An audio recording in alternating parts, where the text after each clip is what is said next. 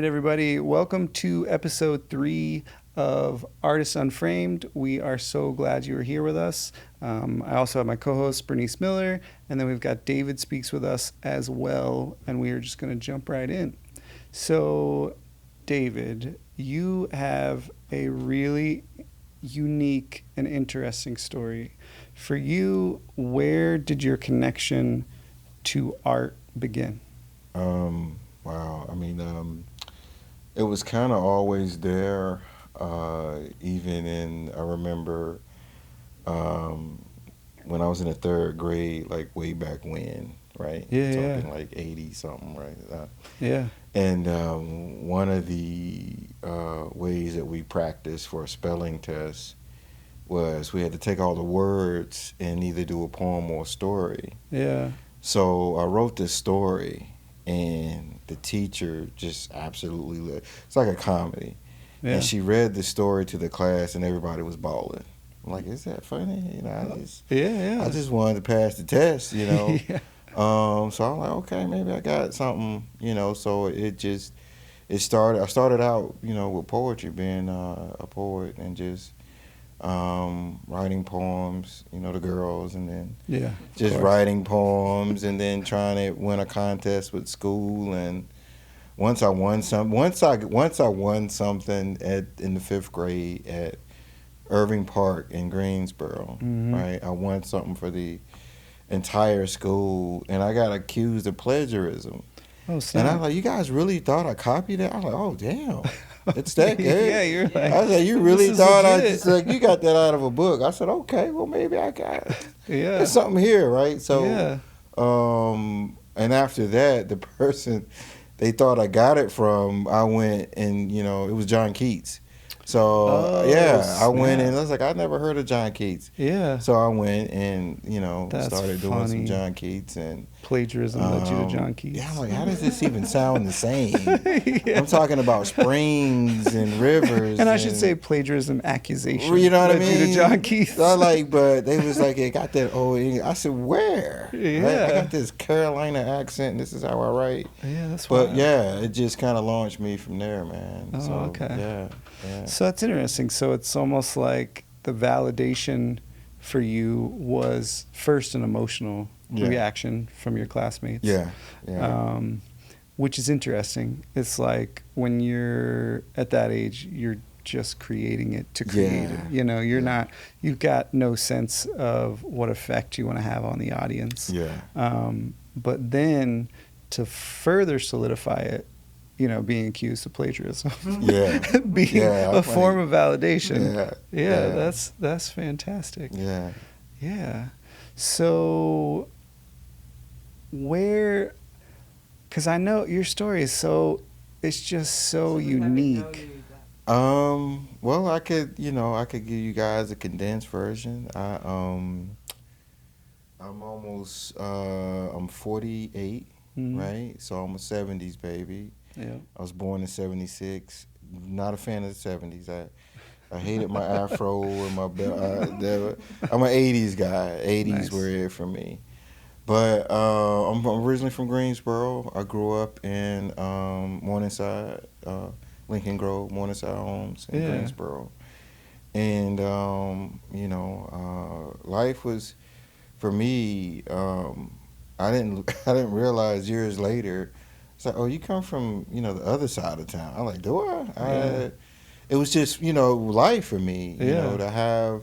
But then as you get older, some things you just realize that, okay, not everybody deals with this type of stuff. But I had loving parents. My dad, God bless him. He worked 2 or 3 jobs, but he was a diehard alcoholic. And my mom worked 2 or 3 jobs, and she was fierce, disciplinary. And then there was grandma, who Yeah. took care of me and my little sister most of the time. Real close knit family. But yeah, I was growing up in the projects. I was there. You guys are familiar with the Massacre '79 in Greensboro. Oh, That was okay. Morningside. I was there. I was there when that Oh, happened. wow. And a couple other things after that. So for me, I had an uncle It was like an uncle. It wasn't a blood uncle. We just called him an uncle. Yeah. That was in the Marines, right? Okay. And he would come up from Lejeune, and he was crazy as I don't know what. I mean, I'm not using the word. He was a little off. Yeah. So, I mean, man, when I Yeah. say off, he would Yeah. bring live smoke grenades and stuff Mhm. like that and Yeah. toss them at me. Yeah. And I'm like, dude, I got asthma, you know. I But got yeah, asthma. he instilled in me, you're gonna be a Marine. Asthma's not gonna stop you. Yeah. And years later, lo and behold, I joined the Marine Corps. I got in. I barely got in, Yeah. but I got in, and it was a blessing for me. I spent 8 years in the Marines, traveled the world. All the while I was writing, while I was in. Okay. And crazy part, I barely graduated high school, and I hated school. So Yeah. I'm never going back to school again. Yeah. I'm just gonna be this straight military guy, this Marine, and Mm-hmm. that's it. And 6 months after being, I gotta go back to school. You know, after being in the Marine Corps, everybody was going to school. Yeah. It's like it's free. What are you doing? Why aren't you? So I managed to squeeze out like a little associate's degree Mm-hmm. while I was in the Marine Corps. Me and my wife got engaged, didn't get married, and man, it was so much going on. I joined in '95 and I got out. So during my time, I served in deliberate guard with Bosnia, Kosovo, and stuff like that. And kind of like what we talked about before, I truly, like me and so many other military guys, Marines, Yeah. underestimated truly, PTSD Yeah. and mentally what it does. And then Yeah. I'm from a background that, we don't go to therapists and you don't do that, Yeah. So when things kind of when 9/11 happened Mm-hmm. and things, which were all rooted in mental issues, things Yeah. weren't working out with my fiance, and other things were going south, and I had the option. A lot of the Marines that I trained were going to Iraq, and I Mm-hmm. had the option. I'll never forget, somebody pulled me aside and it's like, Marine Corps, we call it devil dogs. Like, devil dog, are you mentally there? Right? Are you prepared to go where you're about to go? Yeah. And, you had to, have one of those honest by yourself meetings, Mm-hmm. right? And I decided to, take my honorable discharge of my GI Bill and come back home, come back to North Carolina. And what I thought I had a grip on slowly progressed. Yeah. Till a few years later, I was homeless, right? I was one of those homeless vets. Mm-hmm. For 2 years, I kept it from my family and everybody. Yeah. All the while, I was writing and praying, right? Wow, The whole entire time. Yeah. And then things began to get better after that.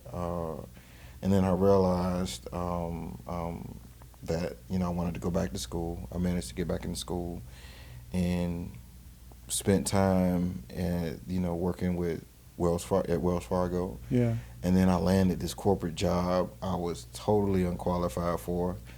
I tell, but people are, it's no doing this without other people, right? And I met some as I was telling you guys, I met some amazing people that truly helped me out in so many ways. And my boss at, when I worked at this corporate job, one of the most intelligent people I ever knew I was totally unqualified for this position, but years later when we had the talk, he told me why I got the job. And I just remember walking around with him, he was pointing stuff out, this and this and this needs to be.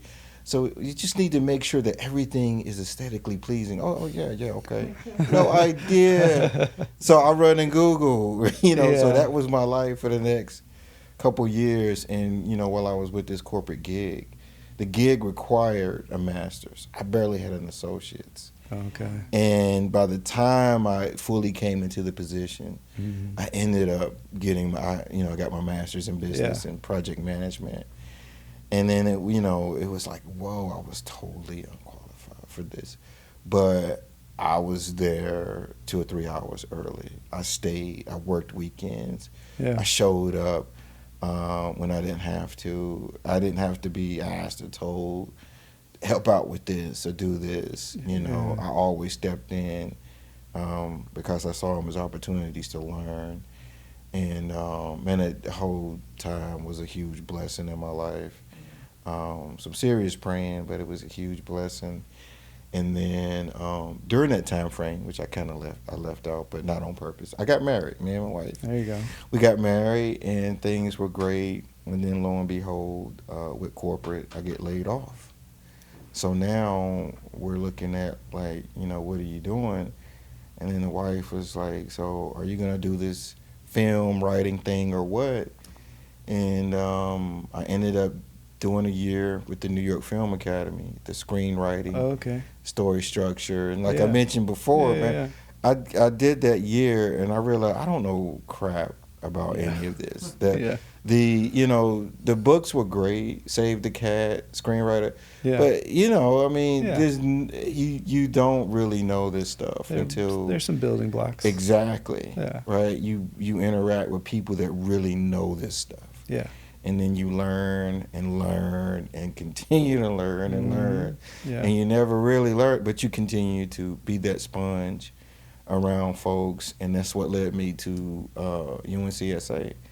I knew I had to get, you know, this on a more intimate level, and it helped out with the confidence and the courage for my first project that I managed to do, and then the next project and other things, and then just to realize that, you know, utilizing both worlds, my, you know, business and creative, you know, abilities, my project management and other stuff, it just, you know, I was able to combine both worlds and do some stuff and meet interesting people like you two, and continue to be on that mission, you know, like every day, just trying to make things happen.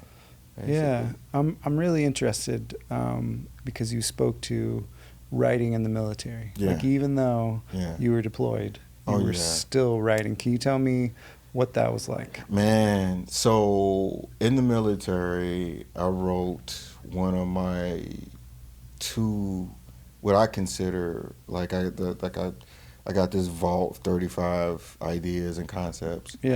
And then I have my top 10. Is what I, you know. And in the military, I came up with two of what I feel are my top 10. My one is, I call it Faith in Time. And it's basically my log line. A world-renowned physicist and atheist decides to find a way to confront Jesus Christ after he loses the love of his life, his devout Christian wife, to breast cancer. And that was while I was in Bosnia. And I came up with this other project called Before the Dawn. And it was about, so I call it the, you know, the film Amistad and Bram Stoker's Dracula. Oh, wow. Right? So it's one of these unspoken stories of the slave trade when the slavers first went into Africa, while the reason why they used dominant tribes to go get other African slaves is because they were afraid to go into the jungle based on folklore and myth. Like there was something in the jungle that, and then one of these stories that I use are from the Ivory Coast and Ghana, about the folks that, you know, were the animal, they were animists, worship animals, and that the jungle would take its vengeance. So it's basically a love story about a guy that ended up being 200 and some years old and was seeking vengeance for losing his love because she was Creole, losing his family to the slave trade, and this ended up at the end realizing that his enemy wasn't everybody else. It was this sickness of vengeance and just wanting to get back at people. You know, that's what you have to let go. And that's when he finally found peace. So those two are like really personal Yeah. to me, and those came out of my time in Bosnia. Yeah. Over there. So I mean, what did writing time look like? Man, so especially over there, I just when people ask me when we would have to have the mandatory talks when we got back, Okay. it just felt like a weight. Yeah. You know, I constantly felt depressed, and even though by the time we got over there, by the time I was over there with the unit that I was with, most of all the real fighting was done and over with. We didn't really have to deal with a lot. Yeah. But we lived in the whole MASH style tent city, like Okay. MASH, Yep. and it was cold. And Oh, wow. we did this one expedition, or this one trip to Slovenia that Mhm. still had one of the few refugee camps for. Yeah. And just to hear some of those stories, man. I mean, the folks really didn't. They didn't have anything, but Yeah. they would offer you what they had. Yeah. And I'm an emotional guy. That stuff would tear me up, man. Yeah. To see these people lost everything, Yeah. and they're still willing to offer you what little they had because that's who they are. Yeah. That was tough for me, and Yeah. just to realize that. You're away from family. All you got is each other. Yeah. That's one of the things about the military, Marine Corps, man. You left and right, no matter what you're going into, all you got is each other. Yeah. So everything else, you leave it behind. You can't worry about home. You just worry about the moment and Yeah. the person in front of you and next to you. Yeah. And So it almost created like a real focus it did. for you. Like it really, It in a did. sense, It kind of did. put the blinders to all the normal Yeah. pieces of life that you'd be connecting to. That was my notebook years. Okay, right? so notebook. Okay. My notebook years. Yeah. Sometimes I was on duty. Okay. Sometimes I was in the field. Sometimes I couldn't sleep at night. Yeah. And So it was really just when you had time. when I had time, or I was one of those when I a thought or an emotion would erupt in me. Yeah. A lot of times I would faith, when we were talking about my faith in time story, I would imagine what does that feel like to be this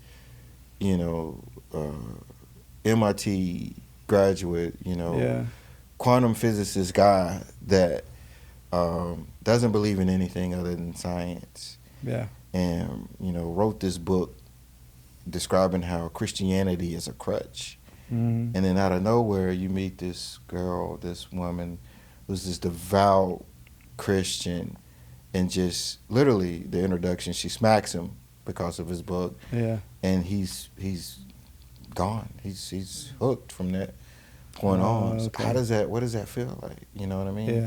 So I'm literally, in the field with a little, we call a moonbeam flashlight, Oh wow. Okay. Yeah. writing stuff down. Yeah. Or when I was in my tent city, what we call it, Yeah. everybody else, we got downtime. Everybody else is drinking, Okay. crazy music blasting. Yeah. This was the Little Kim era too. Oh, So okay. I'm listening. All right. I got Yeah. Lil Kim blasting in the back, and I'm trying to write. Yeah. Knowing I'm about to join them in about 10. Just give me a good 10 minutes here. Okay. So I get the thought out. So it would clear out the tent for you. Yeah. Yeah. But man, you know what? I went back. Years later, when I was able to find those notebooks, man, it was it was a pretty good, decent stuff, Yeah, right? yeah, In those yeah, notebooks. So, which I use to catapult a lot of other stuff, right? Yeah. When you were writing at that time, like what were you thinking? Like were you thinking like I'm gonna make this someday? Were you thinking like I just want to tell the story? Like what were you thinking? Yeah, I admit when I talk to other people, I'm full transparency. I was one of those pipe dreamers, right? Yeah. I'm gonna be this big time whatever someday. This is Yeah. gonna make me this and that. I haven't had the rubber meets the road moments. Gotcha. All the stuff that goes into Yeah. making it work and creating this. You were still in the dream I phase. was still in the dream phase. Yeah. So I would write this and I would tell, it's like being, I guess, a rapper. I would write down some dope lyrics. Hey, man, check this out. Blah, blah, blah, blah. Oh, yeah, it's fire. Yeah, I'm going to be rich someday. Yeah. And not really, that was one of my scariest moments. Yeah. When I had to let go of the whole pipe dream. Like, either you're going to do this, put the work in to do this, or it's just not going to happen. Yeah. Right? Ideas alone, having these good ideas, decent ideas, or whatever. Yeah. You got to put the work into it. And for me, that was like one of the scariest moments. That came when I initially went to the Film Academy, New York Film Academy. Oh, okay. For me, it was like, yo, am I good enough? You know? Yeah. Despite these notebooks full of ideas and stories. So yeah, so it created stakes and some pressure. Oh man, I know some people I've talked to, you know, some people can't let go of the whole pipe dream. Yeah. But for me, it was like, this is it. Yeah. You know, this is it. Either it's going to happen or not. I can't daydream about it anymore. Yeah. I have to actually do something about it. So that was scarier than and anything. It's interesting because Bernice and I have had that conversation before of it's the shape of the dream that you have to let go of. Yeah. Like we don't know it, but we're creating a narrative for what making it looks like. And it's when you hit that first step and you're like, this doesn't look like what I thought it would look like. Right. Yeah. Yeah. And it's not even what I initially fantasized about. It's not even what I want anymore. Yeah. You know what I mean? It's not even, you know, after you go through this, you know, just the initial stuff, what I call the basic phase, right? Because I met so many people that have accomplished so much more, right? That have done all the things I want to do. Yeah.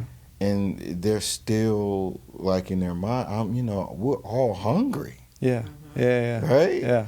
So to me, that's like, is there a such thing? Mm-hmm. You know what I mean? Yeah. I had the opportunity, I was fortunate enough to meet, I was in the room with some of the folks that, one of the showrunners and a producer from Umbrella Academy, right? Oh, okay, yeah. And I'm laughing because it was also in this room. There were people actively in the industry, like a couple people on some reality show. I think it was some Real World producers. Yeah. And then I cannot remember her name, but there was this Grammy Award winner singer. She was a Latina singer, really well known, popular, house in Malibu. She was the hungriest person in the room. Oh, okay. She was pitching her ideas. Oh, wow. It was like this was her first day. Yeah. And people got angry, and I was cracking up. I was like, wow. And she dropped some serious knowledge on them. Yeah. And she says, sweetheart, she was talking to the other folks in the room. Yeah. She says, you're never not hungry. Yeah. You're always hungry. Yeah. No matter what you think. She said, the moment you stop being hungry is the moment you stop being, the person that you want to be, the creative. Yeah. And then she was like, everybody's hungry. Yeah. And, I'm like, yo, that has stuck with me. Yeah. The fact that some people would say that she's made it, right? Yeah. But she was the hungriest person, meaning, hey, I'm willing to do this. This is my idea.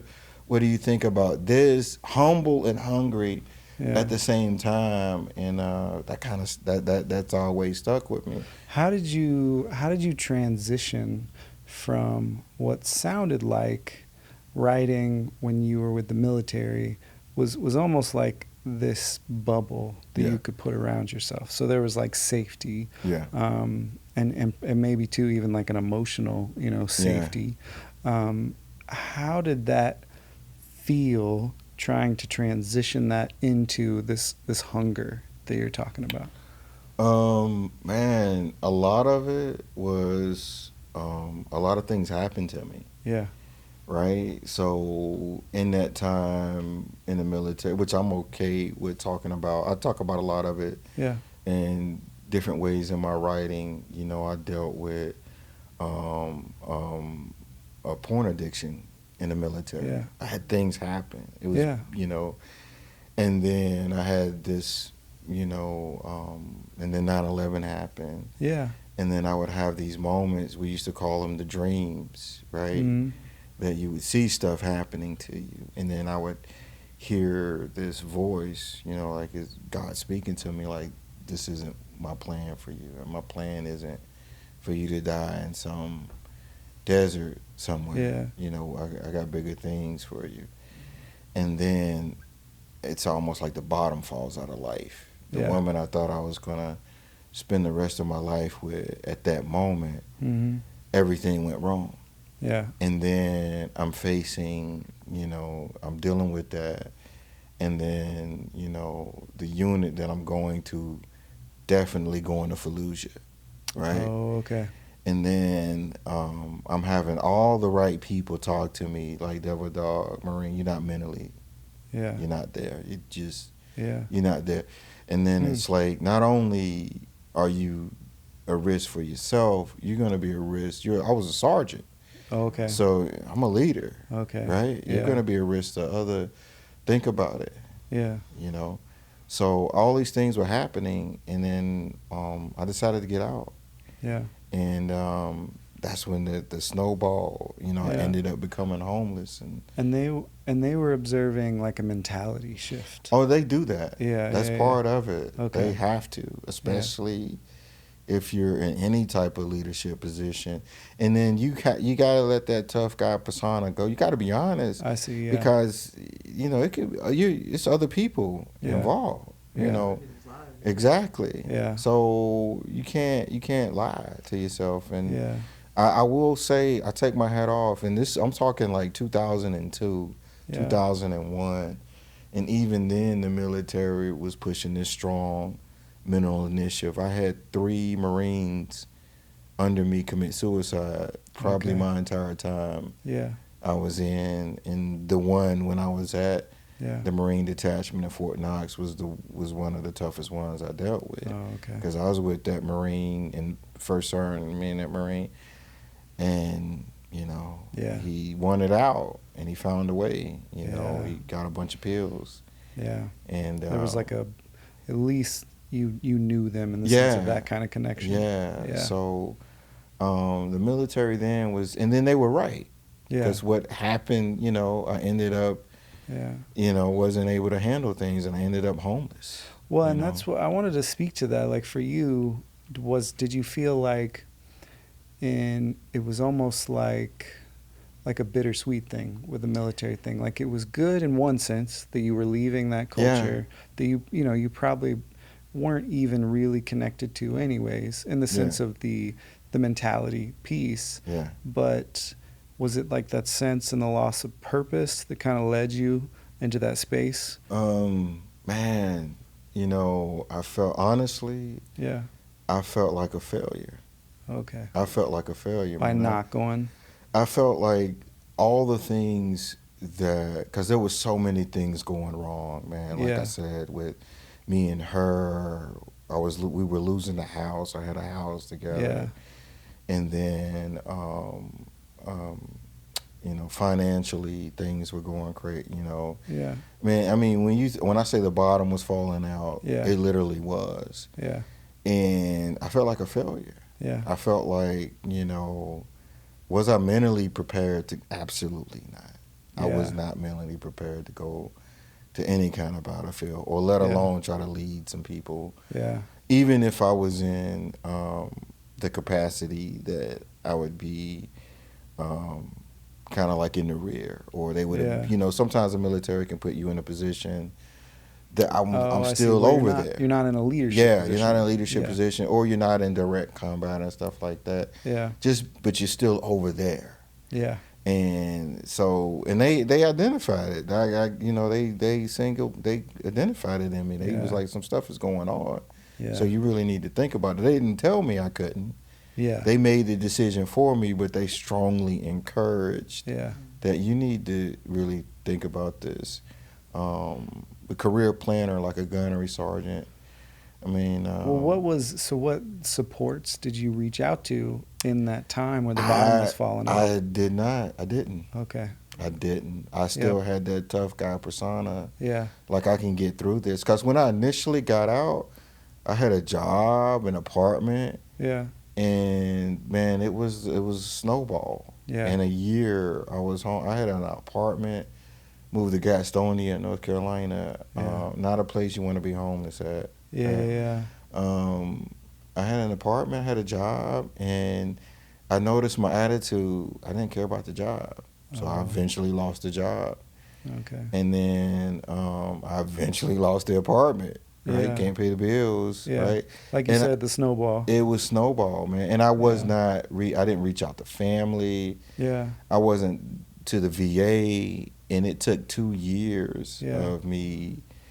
All I had was my little calico kitty cat and a Honda Accord. And Walmart parking lot, and up and down. I get a little gas money.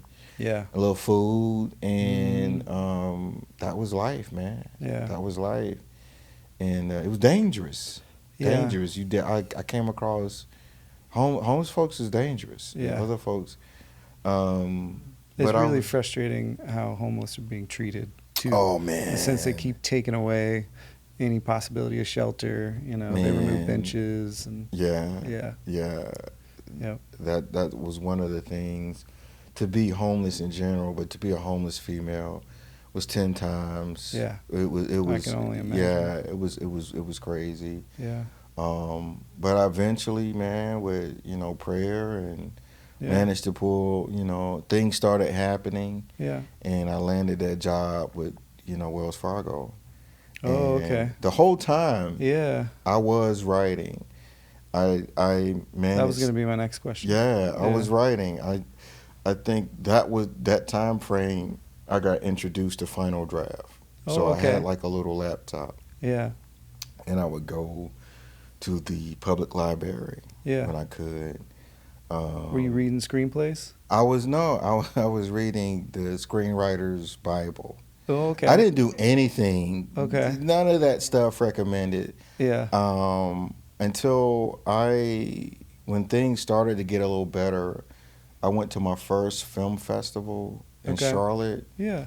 And I met a guy by the name, cool dude, Mark Myers, man. Okay. With IBID Films. Oh, okay. Right? Cool.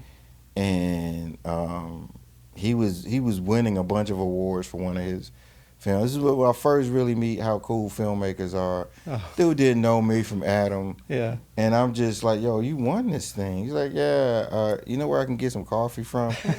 And we just go, I buy him coffee, and we're just chatting it up. And I spit a few ideas. It's like, yo, okay. Yeah. And gave me his email and, told me to send him some stuff. I never did, right? Yeah. I was the pipe dream guy. Yeah. Right? I see. And I didn't know how to write. Yeah. I was still notebook, and then he's the one that told me about Final Draft, and what was the other one? Dragonfly, the one that you could speak into. And there was another online one like Celtics or something. Yeah. I can honestly say I didn't get serious much years later. Okay. I was still just pipe dreaming it, man. Yeah. So, this guy said, send him some stuff, man. But you were writing in Final Draft? I was trying to. Okay. Yeah. I was trying to. Yeah. I didn't know anything, structure, I didn't know anything. Yeah. Dude. I just know this sounds good. I'm going to write it down. Yeah. And it wasn't until years later. And then, film people, we are brutally honest. Yeah. A year or so later, I tried to reach out to him, and he's like, dude, I'm busy. I can't. Oh, okay.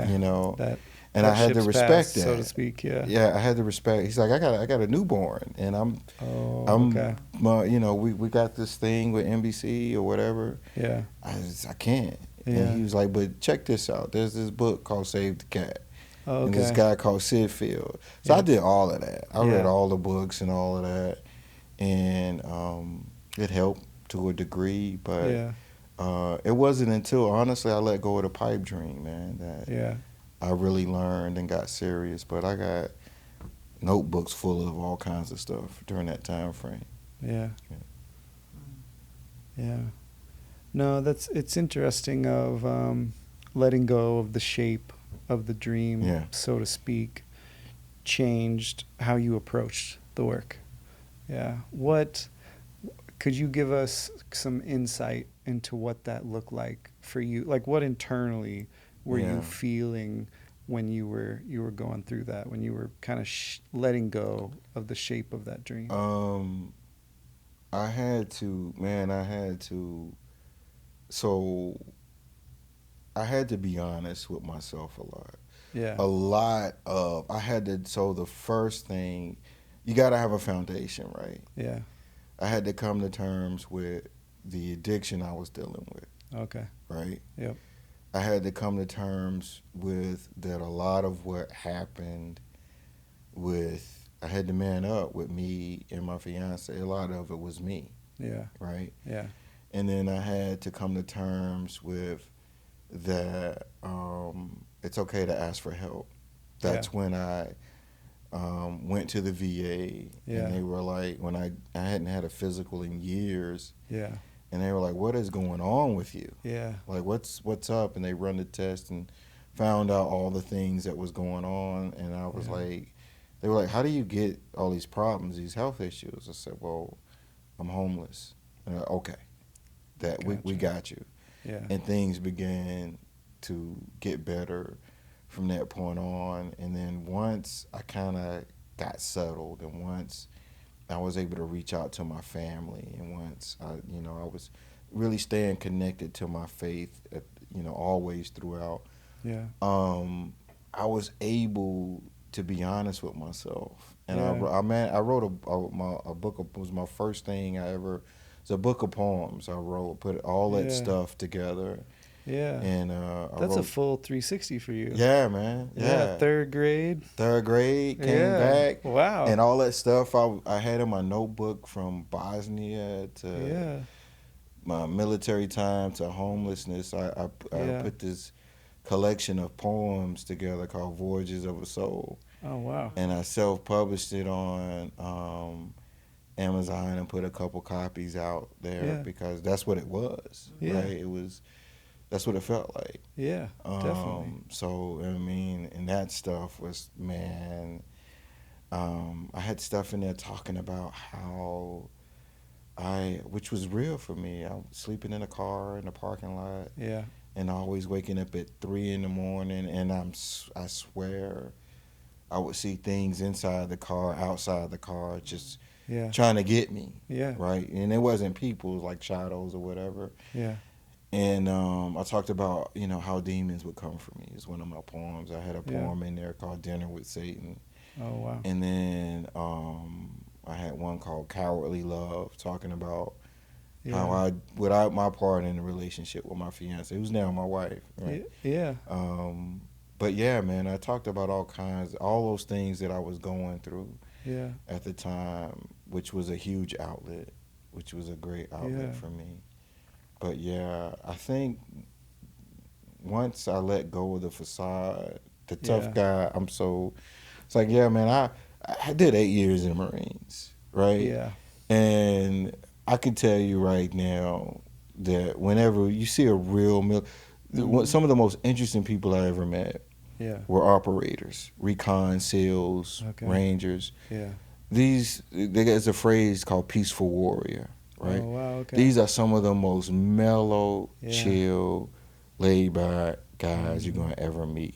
Yep. They're direct folks. They're blunt as they don't know what, but they're completely the opposite of what you think they be the guy starting the fight in the bar. Yeah. That's not them Wow. at all. They're the guys sitting as quietly.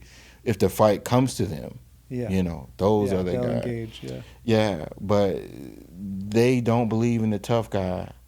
Yeah. They don't believe in it. Yeah. None of them. If you find somebody, then they're a fraud. Well, it's really interesting to me because Bernice and I have talked about this before. just a natural byproduct of like an arts conservatory, Yeah. or someone trying to make it in the industry.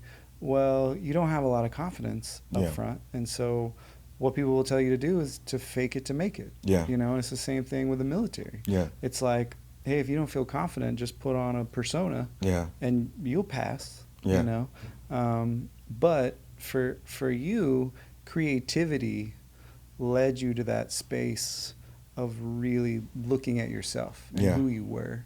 Yeah.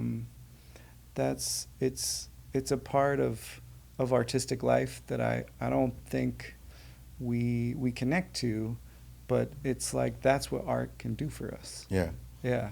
Yeah. And so like for you now being on the other side of that, like how have you changed since then?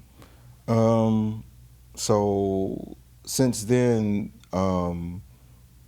man, one of the biggest changes is I was so much of an introvert, Yeah. right? Yeah. And I had to really get out of that. Yeah. But even still, when I was, going through the course at the New York Film Academy, I was still kind of an introvert. Yeah. And people were constantly saying, Yeah. "This is a people business, dude." I you, know, you, yeah. even with the whole idea that, be humble, be nice to everyone. Yeah. It's not. I've always had this fear, not a fear, but I always was conscious of the fact that how I see myself, everyone may not, especially somebody that don't know me, Yeah. they don't perceive me the same way. Yeah. I'm a friendly, chill, humble type guy, Yeah. But like my wife says, we go to these functions with her all the time, and then people are like, "Where's your husband at?" And I'm standing behind her the whole time because we look like we simply just don't mesh. Yeah. But we are two like of the most perfectly matched people. Yeah. You're gonna come across and find. And for me, that was coming out of that shell of being an introvert. Yeah. Right. And it is one of the most important things because Yeah. I tell people all the time, there's no doing this without other people. There's no doing this without, meeting a Bernice or meeting It's you. true. It really does require partnerships. Man, it's relationships, like really building those relationships. And then it may not work with everyone, but you will find the people that you click with. Yeah. And those are the things that you nurture, those relationships, whatnot. Yeah. Because even when in my corporate days, it was true then. It was, my boss used to say there's a difference between working together versus working well together. Yeah. One, you might make the numbers for the year, and the other ones are you'll come in 50 grand under budget every quarter. Yeah. That's the difference between working well together. Yeah. And you keep that team. It's like any other team. Those are the people that you work with. So people, man, has been one of the biggest changes. Yeah. Is how important, even though it was happening when I was going through stuff, I really didn't notice it. Like when my time during my homelessness, and I met these people that helped me along the way. Some of the most people I would have never imagined were the ones that were really helping me in life, and it's true to everything else. So people and relationships is the biggest thing for me. It's a really important tenet of artistic life is community. And I will say, I mean, the filmmaking community is really familial, and I think it's because of you're spending a lot of time together on set. And so you're very used to being really close and intimate with people, for short periods of time. But it does have like a familial feel to it. Because you just have such a sense of them because you're around them so much. Yeah. Absolutely. Yeah. It's a strange feeling in itself, though, too. It's like you do a show, let's say 5-6 months, Yeah. And you're around these people for 12 hours a day, Yeah. 5 days a week, and then it just stops, and then Yeah. you don't talk to them. Yeah. It's like No. till the next pickup. Yeah. And it's like Yeah. Yeah. these people that are your friends. Yeah. And it's just like, oh, these are my other set of friends that I have. And Yeah. it's like, Well, and Yeah. that's what it's like. The project is what's activating that friendship. right. Yeah. Yeah. Yeah. But yeah, I don't. I've done that, but I can't. My wife was like, if people really know, I'm a sensitive guy. I'm not like, I don't wear my emotions on my sleeve. But to talk to that, like my last project that I worked on, I don't let people go. They're like, hey, I'm calling people, like, hey, Yeah. what's going on? Like, Yeah. yeah, I'm good, dude. But I don't believe it's hard for me to just let things go, especially if there's a real, because I'm always thinking down the road, longevity. Like, dude, Yeah. we did some amazing stuff together. I know there's something else out there that we don't even know about yet. Yeah. So let's just and then I've had situations where things happen. We've made some amazing stuff, some really good creative stuff. But to me, once you meet somebody, people can change your life. Other folks can have such an impact on your life, even if their interaction is small or minimal. You just never know. So to me, it's crazy because I went from thinking I could do all of this, not just this, but life in general by myself. Yeah. Right? I didn't need anybody, not even family. And I think a lot of what I endured and went through was to help get me out of that mindset. Yeah. Things happen for a reason. Yeah. And then I can't imagine being the person I was now. Yeah. It just would not. There's no way. Yeah. So people and being an extrovert, not really wanting to focus on just sticking to myself. That's probably one of the most important lessons. Yeah. Out of this whole thing. Yeah. People will call it like the lone genius. Yeah. And I think it's tough because it's one of those things. There's no prizes for self-sufficiency. Like no one's giving awards for that. Yeah. Like no one's going, oh, well, did you do this by yourself? Like nobody's doing that. No, there's no such thing. Right? But in our mind, it's like, no, I have to do that. Yeah. What one of the things I don't want to say frighten me, but one of the things that I think about is because I've met some folks who have been doing this for a while, like filmmaker. I mentioned Frank Farrell, a couple other folks have been around doing stuff. Yeah. And you talk about the good, and then they talk about the bad experiences that will make you not wanna do this anymore, right? Yeah. And that's kind of hard for me, Yeah. To even think about. Yeah. But I've talked to people that I'm like, like going back to the guys that from the Umbrella Academy, like these people, like, dude, you're one of the top shows, and they're telling me about all the negative. I'm like, somebody did that to you? Yeah. Mm-hmm. I'm like, so it's like, whoa, is that what I got to? And it makes you think. Yeah. So, and I was like, when I was talking to him, I said that, and he agreed. He said that's why those special people are that much more important. That when you find those people, you know what I mean?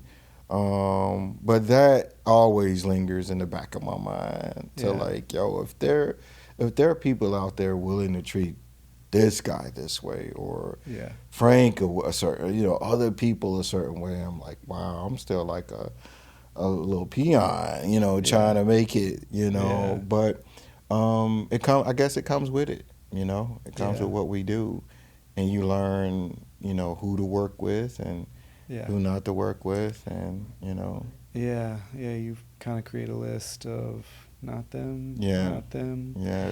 I was gonna ask too, what, as far as like mentor relationships, like what was one of your first mentor relationships? One of my very first, it has to be Mark, man. Okay. It would have to be Mark. Yeah. Because, I mean, you guys may or may not be familiar. He did this independent film. Gosh, he's a straight New Yorker. Okay. So he did something about, I can't remember the name of it, like, whatever the name of the A Train or something like that, New York, okay. right? One of those. Okay. And he had the actress from, I'm telling my age, man. Yeah. Beverly Hills 90210. Oh, She was the lead in there. Yeah. Yep. And it won a bunch of awards or whatnot. Okay. And over the course of a year, I mean, he gave me his number. We talked, right? Yeah. I shared some ideas with him. And he was one of my first lessons to that whole brutally honest. Because it was like, dude, you're either going to do this or you're not going to do this. Yeah. Right? Yeah. And you can't get offended because people don't have time to waste. Yeah. Right? Yeah. So if somebody's giving you an opportunity, okay, let me hear what you got to say. Mm-hmm. Oh, well, I don't have, you know what I mean? Yeah. I can't take that personally. Yeah. That's on me. Yeah. And I'm still learning that to this day. I kind of overextend myself sometimes. Yeah. And then people give you an opportunity, and you got to meet it. Yeah. So I'm still learning. There's still a lot to learn. You're never not learning in this. But he was one of my first mentors. And then over the course I have mentors from my business days, you know, from my corporate era, who taught me the value of team and team building and finding the right team and not just working with everybody, but working with the right group of people. Well, and that's great too, because it doesn't always come from the industry. Oh, so no. It can come from business. No. It can come from science. It can come from anywhere. Yeah, family. My mom has always been one of my mentors. My tenacity comes from her. Like, no matter what, you're gonna face brick walls. Things are gonna look impossible and stuff like that. And then through school, you know, mentors. So I'm always taking bits and pieces from people. Like I take things from you, Bernice, everybody I meet, right? I'm always amazed at the accomplishments, you know, and abilities people have, you know. So I'm always picking up stuff from him. Graduate school, right? Yeah. What made you go back to school again? Dude, when I got done with, like I said, when I got done with the New York Film Academy, I'm not gonna say what I said on air, but I was like, I didn't know crap. I knew I did not know anything, and that my first lesson there was everybody there except me were actively working in the industry. It was either or it was Broadway or something. They were paying their bills doing this. And there were a few folks that were, you know, really attentive. You know, because this was a screenwriting class. And oh my gosh, they were running laps around me basically. And some people would take the time out to help me. And when I got done with that class, one of the folks was a talented actor on Broadway.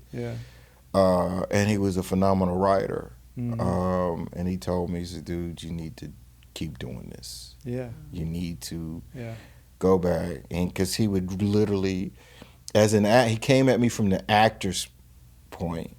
And one of the lessons was dialogue. And he says, let me do this how you wrote this. And he would act it out exactly how I write it. I said, okay, let me tweak it a little bit, and now I'm going to act it out. So you see the difference. I was like, wow.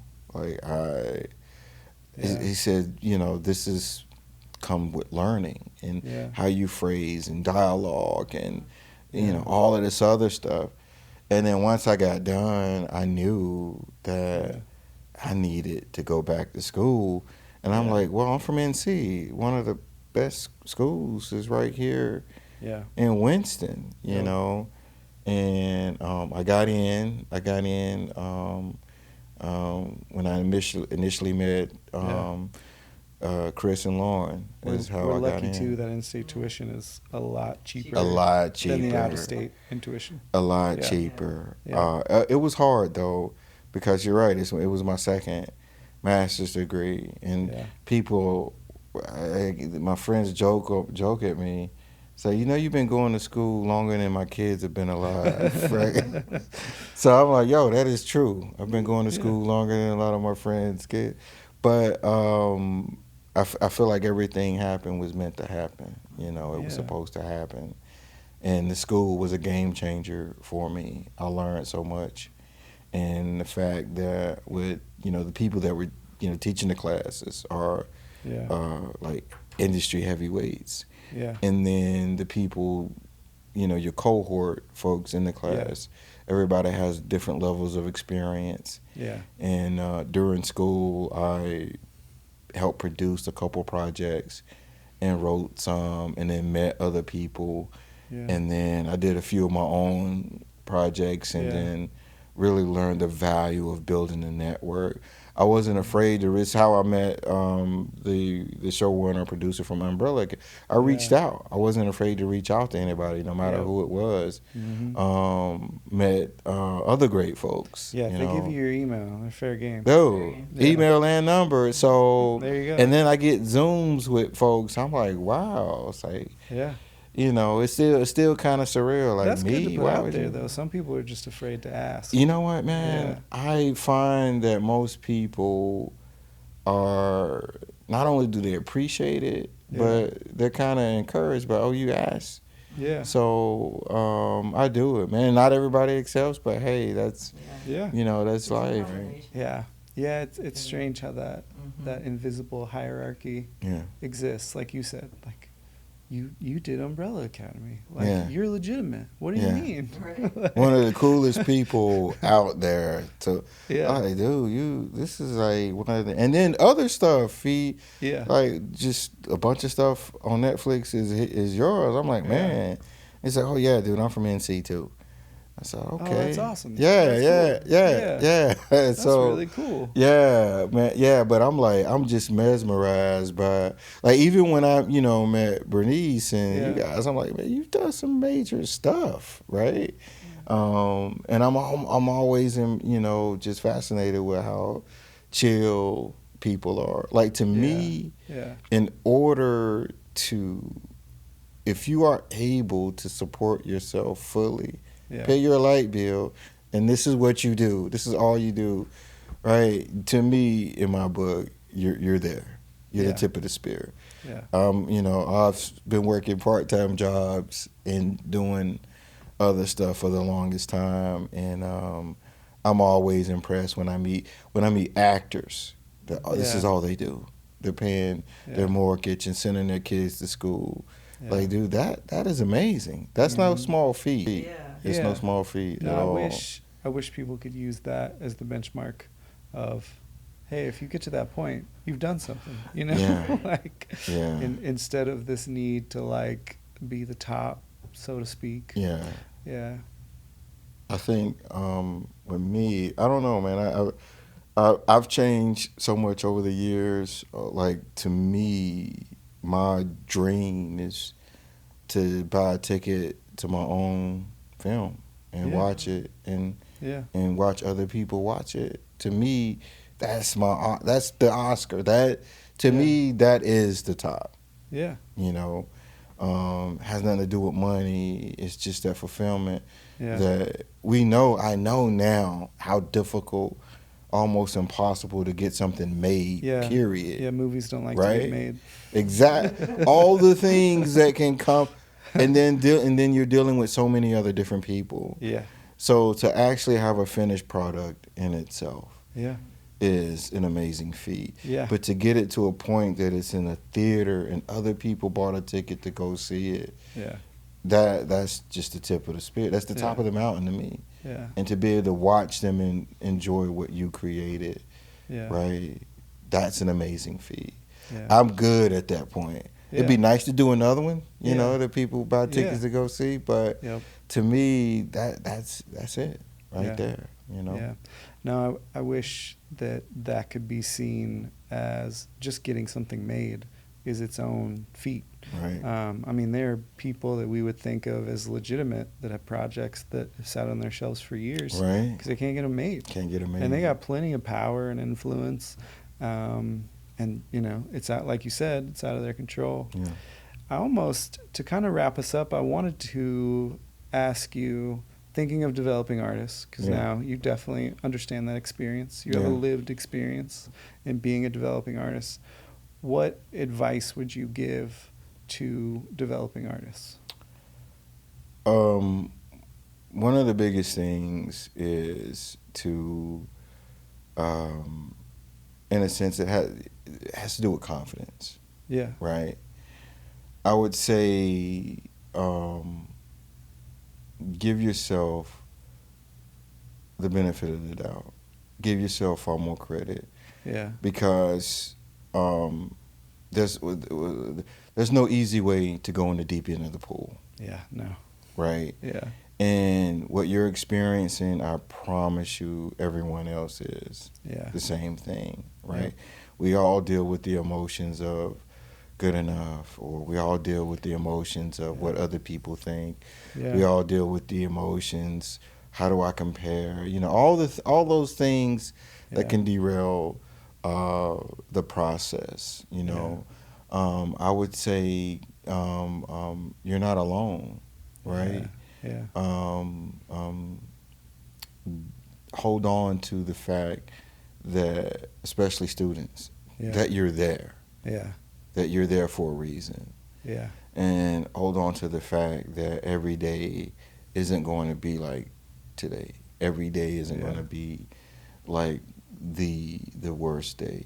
Yeah. And trust your abilities. Yeah. That's something that if I could go back, that's one of the things that I would tell myself. Trust the fact that, because it relates to you belonging there, but trust the fact that you can do this, that you know how to write a synopsis, that you understand character development, you know the hero's journey, you know this stuff, right? Yeah. I know how to swim. I shouldn't be drowning. You know what I mean? Yeah. So that's one of the biggest things, because you know you can so psych yourself out. Yeah. And but trust the fact that you know this stuff. Trust the fact that even if it's, you know, banging out that log line, and it's just the first draft. Yeah. You know, that's it. You know, things get better from that point.